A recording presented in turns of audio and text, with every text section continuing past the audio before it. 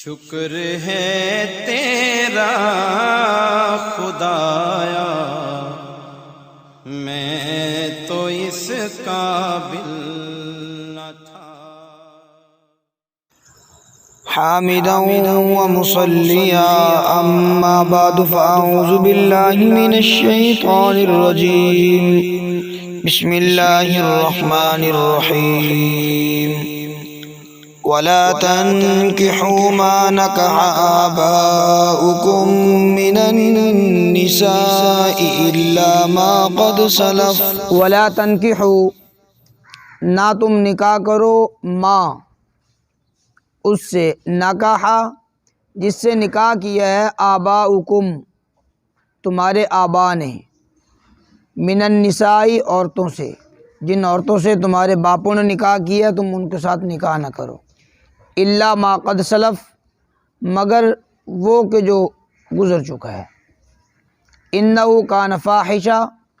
بے شک یہ فاحشہ بے حیائی ہے، و مقتا اور غضب الہی ہے،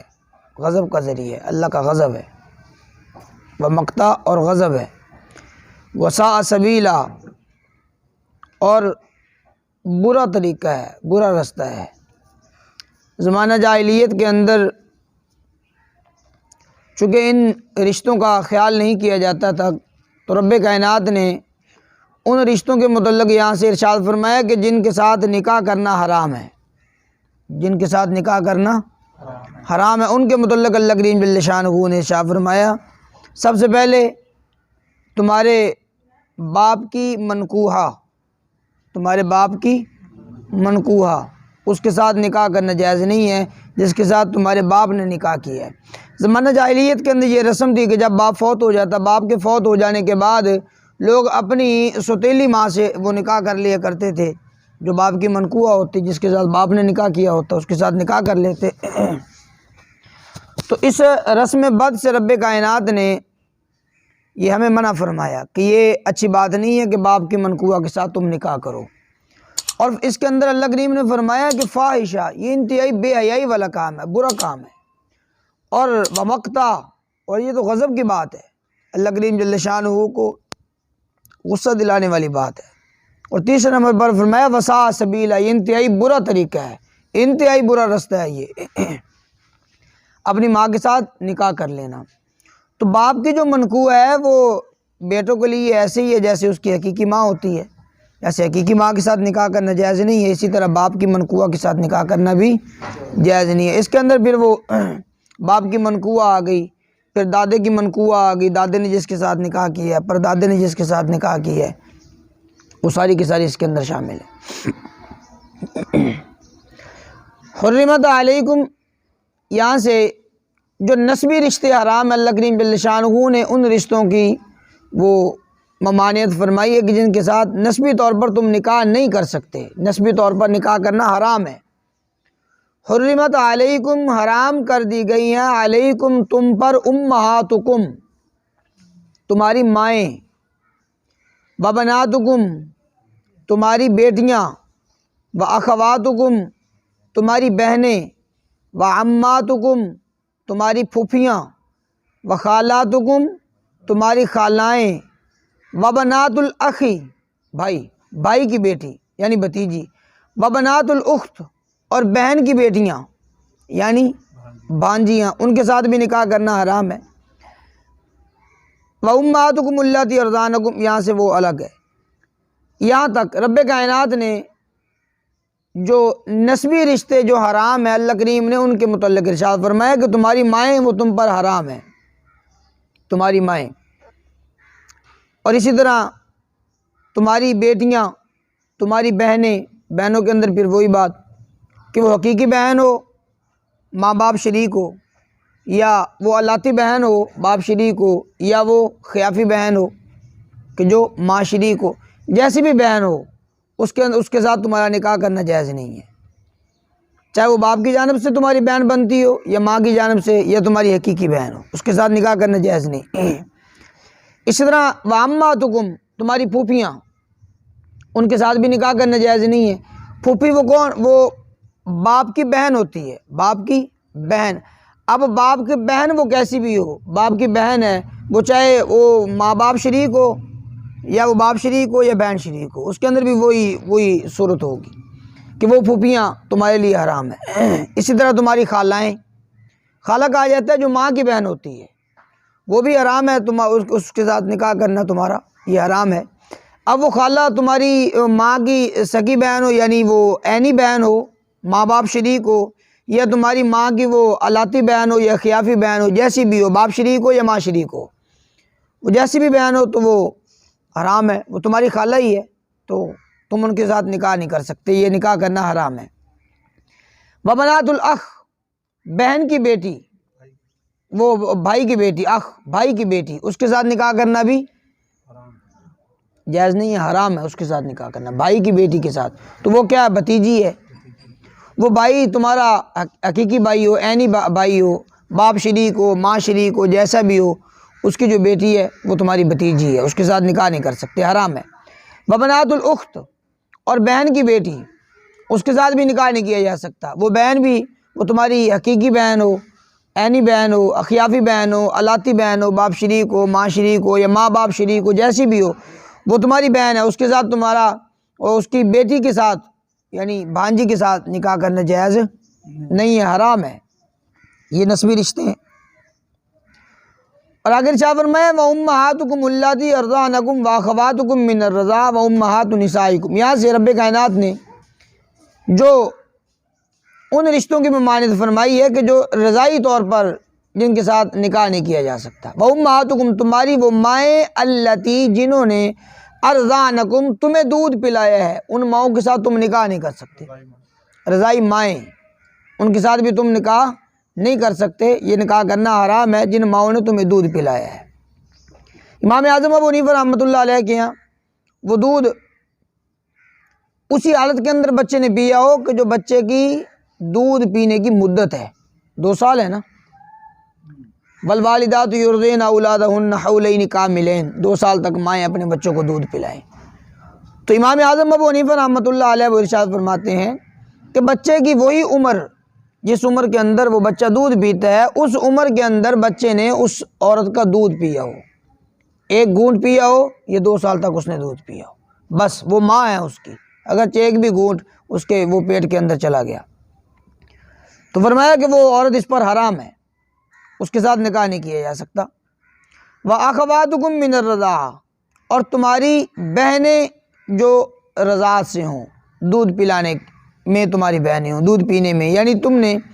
ایک ہی عورت کا، اس صاحب نے اور اس لڑکی نے ایک ہی عورت کا دودھ پیا ہو، لڑکے نے اور لڑکی نے ایک ہی عورت کا دودھ پیا ہو، تو یہ دونوں آپس کے اندر بہن بھائی ہیں، رضائی بہن بھائی ہیں، تو ان کا آپس کے اندر بھی نکاح نہیں ہو سکتا۔ اب اس کے اندر وہی تفصیل ہوگی کہ اب جس لڑکے نے دودھ پیا ہے جس عورت کا، اب اس کے جو حقیقی بیٹے ہیں، حقیقی اولاد ہے، وہ بھی اس کے بہن بھائی ہیں، جیسے رضاعت کے آپس کے اندر وہ بہن بھائی ہو جاتے ہیں، اس عورت کے جس کا اس لڑکے نے دودھ پیا ہے، اس کی جو عینی وہ اولاد ہے، حقیقی اولاد ہے، وہ بھی اس کے ساتھ ایسی ہے جیسے بہن بھائی ہیں، ان کے ساتھ بھی اس کا نکاح کرنا جائز نہیں ہے، حرام ہے۔ وَأُمَّهَاتُ نِسَائِكُمْ، اور تمہاری بیویوں کی مائیں، جن عورتوں کے ساتھ تم نے نکاح کر لیا ہو،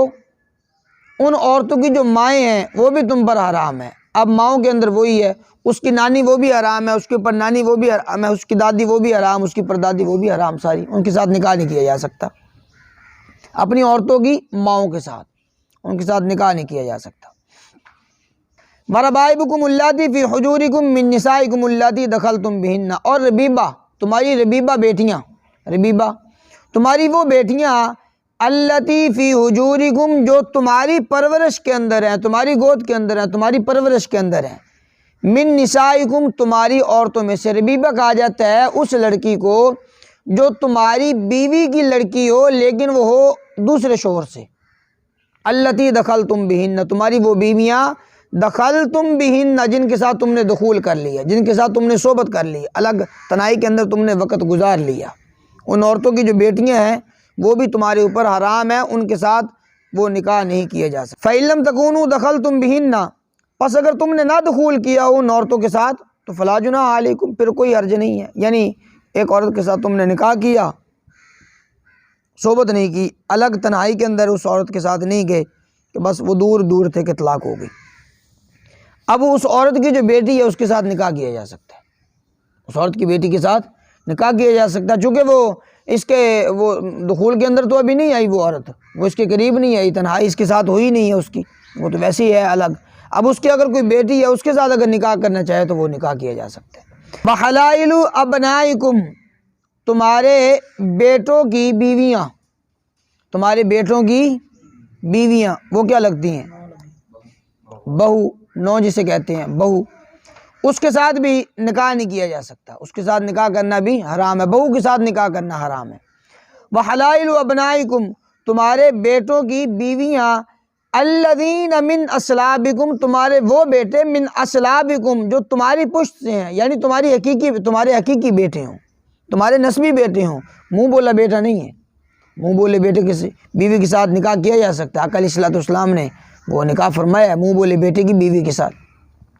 لیکن یہاں پر اللہ کریم نے وضاحت فرما دی کہ تمہارے وہ بیٹے، ان کی بیویاں، تمہارے وہ بیٹے، الذین من اصلابکم جو تمہاری پشتوں میں سے ہیں، تمہارے حقیقی بیٹے ہیں، ان کی بیویوں کے ساتھ نکاح کرنا بھی حرام ہے، ان کی بیویوں کے ساتھ نکاح نہیں کیا جا سکتا. اور وَأَن تَجْمَعُوا بَيْنَ الْأُخْتَيْنِ، اور یہ کہ جمع کرو تم بین الاختین، دو بہنوں کو ایک ہی نکاح کے اندر جمع کرنا یہ بھی حرام ہے. ان سب کی حرمت وہ شروع کے اندر فرمایا گیا نا، حرمت علیکم، تم پر حرام کر دی گئی ہیں. یہ ساری کی ساری جتنی بھی یہ رشتے آئے ہیں اس کے اندر، چاہے وہ نسبی رشتہ ہو چاہے وہ رشتہ مسارت والا ہو، وہ سارے کے سارے اسی کے اندر شامل ہوں گے. وَأَن تَجْمَعُوا بَيْنَ الْأُخْتَيْنِ، نہ تم جمع، اور یہ کہ جمع کرو بین الاختین، دو بہنوں کو ایک ہی نکاح کے اندر جمع کرنا یہ بھی حرام ہے. ہاں وہ ایک الگ بات ہے کہ ایک نکاح ہو گیا، ایک عورت سے نکاح ہوا، وہ عورت مر گئی یا اس کو طلاق دے دی، پھر اس کی بہن کے ساتھ نکاح کر لیا، اس کے اندر کوئی حرج نہیں ہے. لیکن ایک ہی نکاح کے اندر دو بہنوں کو جمع کرنا یہ حرام ہے، اس طرح نکاح نہیں کیا جا سکتا. الا ما قد سلف، مگر وہ جو گزر چکا، جو اس سے پہلے تم نے خطائیں کر لیں، جو کچھ تم نے کر لیا وہ سارا کا سارا وہ تمہیں معاف ہے. اس سے پہلے اب مسائل کو سمجھنے کے بعد اب تم نے ان مسائل کی خلاف ورزی نہیں کرنی، ماؤں کے ساتھ نکاح نہیں کرنا، بہنوں کے ساتھ، بیٹیوں کے ساتھ، بیویوں کے ساتھ، حتیٰ کہ بیویوں کی ماؤں کے ساتھ، ان کے ساتھ بھی نکاح نہیں. حتیٰ کہ فرمایا کہ جس عورت کے ساتھ کوئی آدمی زنا کر لیتا ہے، اس کی ماں بھی حرام ہو جاتی ہے، اس کی ماں کے ساتھ بھی نکاح نہیں کیا جا سکتا، یہ حرام ہے. یا دوسری بات یہ ہے کہ اگر کسی اور غیر عورت ہے، کوئی انسان اسے شہوت کی نظر سے اس کو چھو لیتا ہے، شہوت کے ساتھ اسے چھو لیتا ہے، تو فرمایا اس عورت کی جو ماں ہے وہ بھی حرام ہو جاتی ہے، حرمت مسارت ثابت ہو جاتی ہے، تو ان کی مائیں حرام ہیں. تو فرمایا اللہ کریم جل شانہ نے اب جب تمہیں ان مسائل کے متعلق مکمل ڈیٹیل رب کائنات نے بتلا دی، اب تم نے اس کی خلاف ورزی نہیں کرنی. الا ما قد سلف، جو پہلے ہو چکا ہے زمانہ جاہلیت کے اندر جو لوگوں نے کر لیا ہے وہ ان کے لیے معاف ہے. ان اللہ کان غفور الرحیم، بے شک اللہ معاف کرنے والی ذات ہے، رحم کرنے والی ذات. یہ چند ایک صورتیں بتلائیں کہ ان عورتوں کے ساتھ نکاح نہیں کیا جا سکتا. اسی طرح فرمایا کہ والمحصنات، محصنات عورتیں، محصنات کہا جاتا ہے جو خامد والی ہوں، جس کا پہلے سے کوئی خامد موجود ہو، وہ کسی کے نکاح کے اندر ہو، منکوح عورت ہو. والمحصنات من النساء، عورتوں سے جو منکوح عورت ہے اس کے ساتھ بھی نکاح کرنا حرام ہے، نکاح نہیں کیا جا سکتا. الا ما ملکت ایمانکم، مگر وہ عورتیں کہ جن کے تمہارے دائیں ہاتھ مالک ہوں، یعنی تمہاری لونڈیاں، تمہاری باندیاں. لونڈی کہا جاتا ہے، باندی کہا جاتا ہے اس عورت کو کہ مسلمانوں نے کافروں کے ساتھ جہاد کیا اور جہاد کے اندر جناب ان کی بطور مال غنیمت کے کافروں کی عورتیں ان کو قید کر کے وہ اپنے پاس لے آئے، تو اب یہ مسلمانوں کی باندیاں، لونڈیاں ہوئیں، تو اب ان کے ساتھ بغیر نکاح کے ان کے ساتھ وہ بیوی والا وہ سارا کا سارا معاملہ کیا جا سکتا ہے. اگرچہ ان کے خامد زندہ ہوں، وہ دارالکفر کے اندر ہوں، اگرچہ ان کے خامد زندہ ہوں، بس پھر بھی کوئی حرج نہیں ہے. لیکن اس کے اندر ایک شرط ضرور ہوگی کہ 1 مہینہ تک انتظار کرنا پڑے گا جب تک ان عورتوں کے حیض نہ آ جائے. اگر وہ عورتیں حمل والی ہوں تو پھر ان کے ساتھ وہ بیوی والا وہ معاملہ رکھنا جائز نہیں ہے، چونکہ پھر وہ نسب خلط ملط ہو جائے گا، پتہ نہیں چلے گا یہ بیٹا کس کا ہے، یا جو اولاد پیدا ہوئی ہے یہ پچھلے خامند کی ہے یا جو اس مسلمان کے جو ساتھ عمل ہوا ہے اس کی ہے۔ اس لیے اس کے اندر ایک شرط ضرور ہے کہ ایک حیض کم از کم اس کا انتظار کریں گے۔ الا ما ملکت ایمانکم،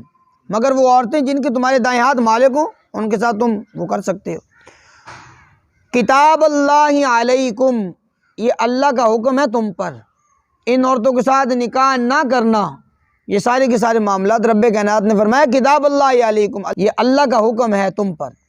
وَأُحِلَّ لَكُم مَّا وَرَاءَ ذَلِكُم، اور حلال کر دیا گیا ہے لکم تمہارے لیے ما وراء ذالکم، ان کے علاوہ، یعنی ان عورتوں کے علاوہ باقی عورتیں وہ تمہارے لیے حلال کر دی گئی ہیں۔ ان تبتغوا، یہ کہ تم تلاش کرو ان عورتوں کو بھی اموالکم، اپنے مالوں کے ذریعے، یعنی حق مہر تم ادا کرو ان کا، اپنے مالوں کے ذریعے ان عورتوں کو تلاش کرو، محسنین،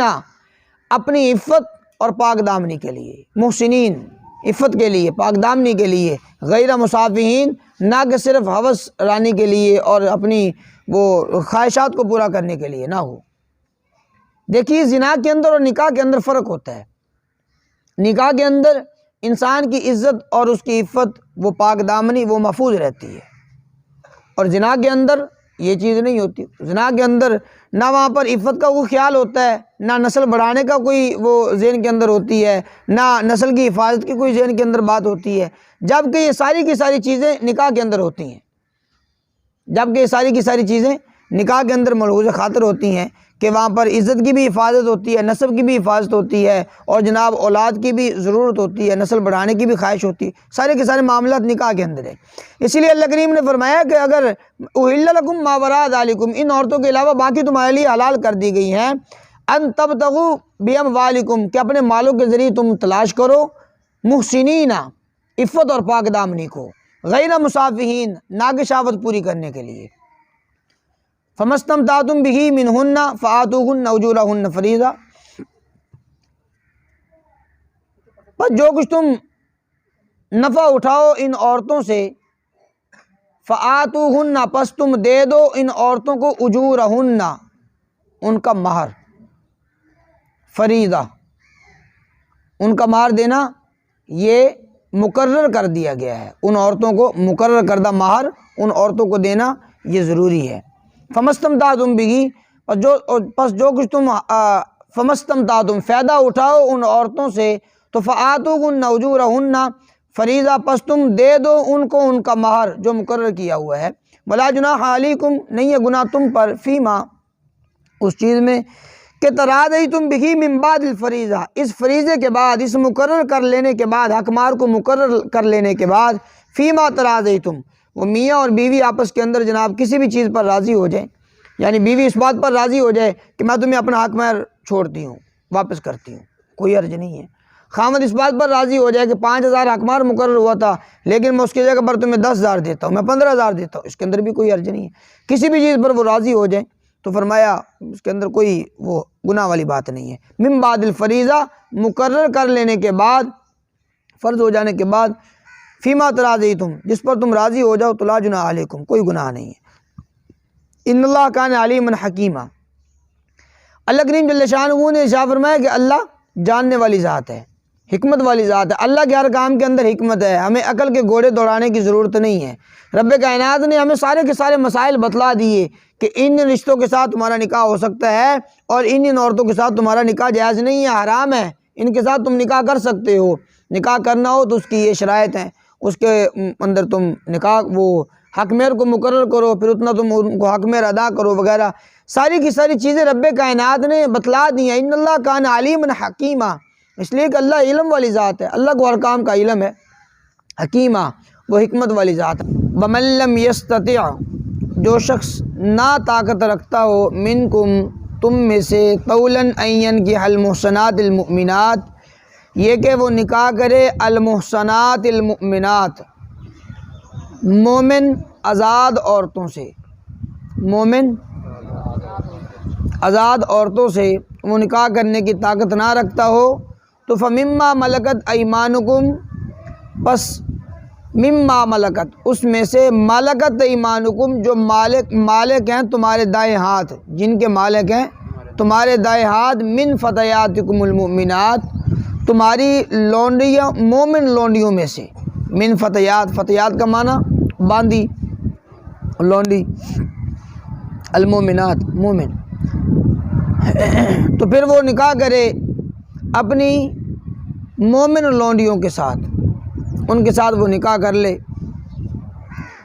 آزاد عورت کے ساتھ نکاح کرنا، اس کے اندر شرائط بھی زیادہ ہیں، اس کے اندر وہ حق مہر بھی زیادہ ہے، لیکن اس کے مقابلے کے اندر اگر لونڈیوں کے ساتھ نکاح کیا جائے تو اتنی سختیاں اور اتنی شرائط نہیں ہیں،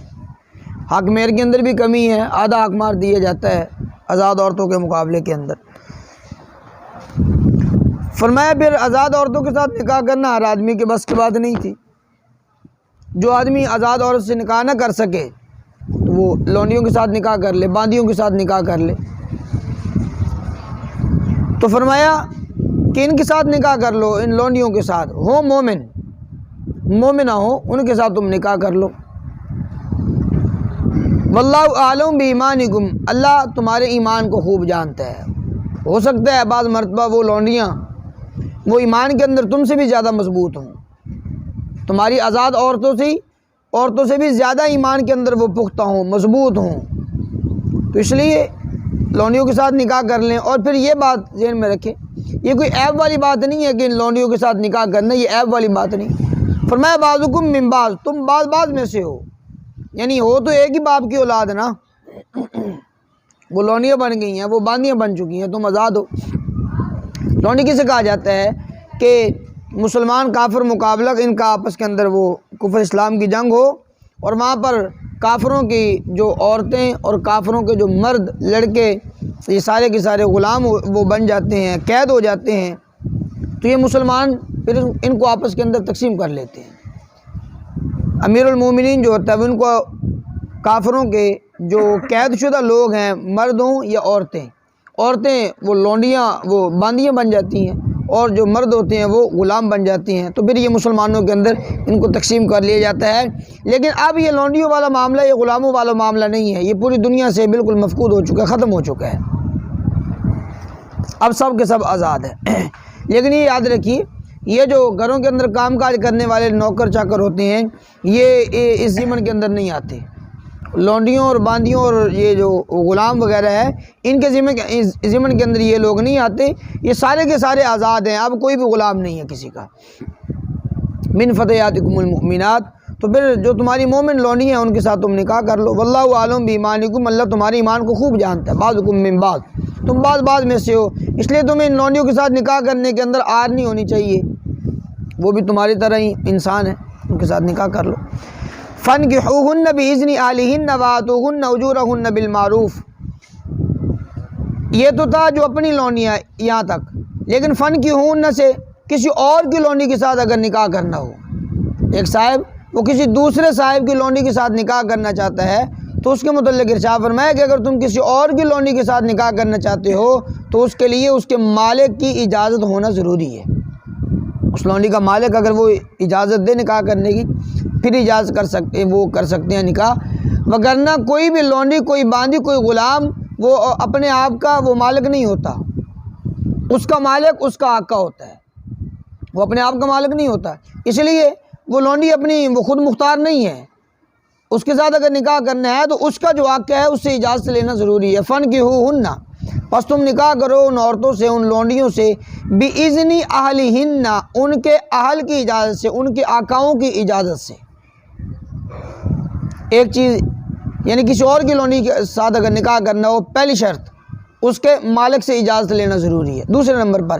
وآتوہن اجورہن بالمعروف،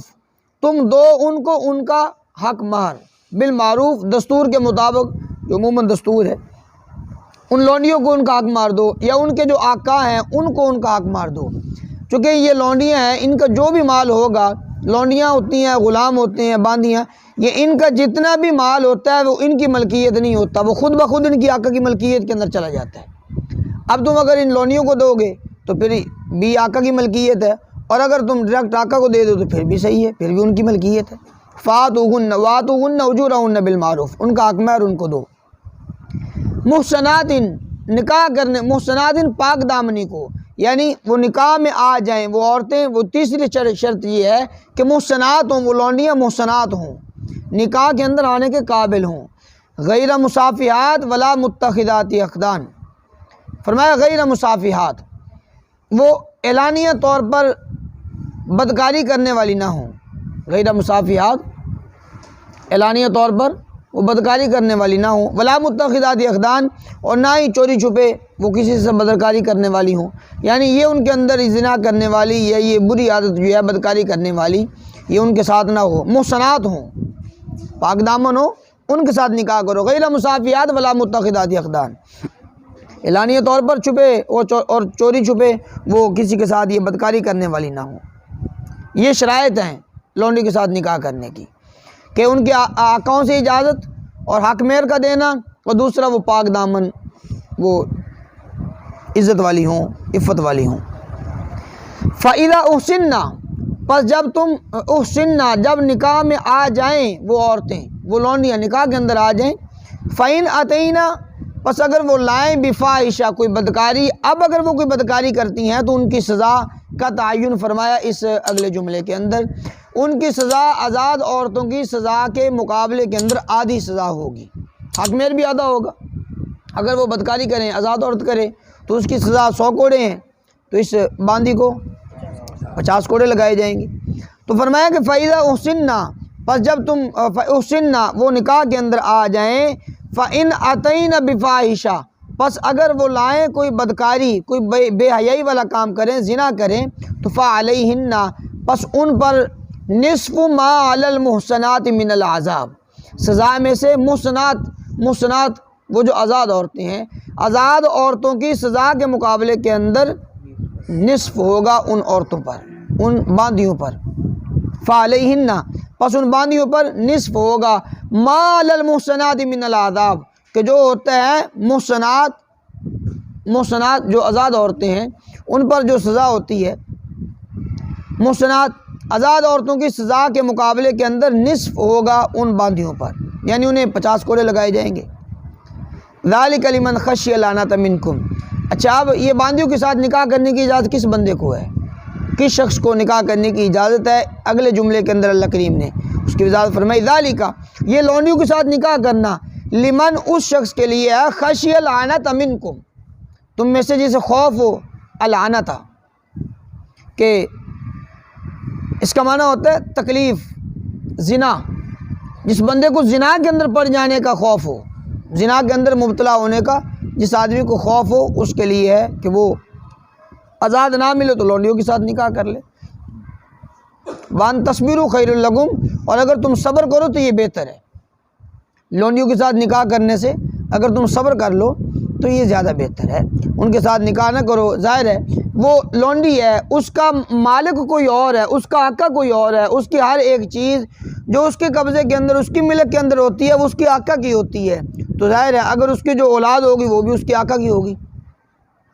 وہ بھی اس کے آقا کی ملک کے اندر چلی جائے گی نا، وہ اس کی اولاد وہ اس کے آقا کی وہ غلام بنے گی، وہ لونڈی بنے گی اگر لڑکی ہو، اور اگر لڑکا ہوگا تو وہ اس کے آقا کا غلام بن جائے گا۔ تو اس لیے فرمایا کہ وَأَن تَصْبِرُوا خَيْرٌ لَكُمْ، بہتر ہے کہ تم صبر کرو، لونڈیوں کے ساتھ نکاح نہ کرو، لیکن بامر مجبوری کر سکتے ہیں، لیکن اب تو وہ لونڈی اور غلاموں والا معاملہ ختم ہو گیا۔ واللہ غفور الرحیم، اور اللہ معاف کرنے والی ذات ہے، رحم کرنے والی ذات ہے۔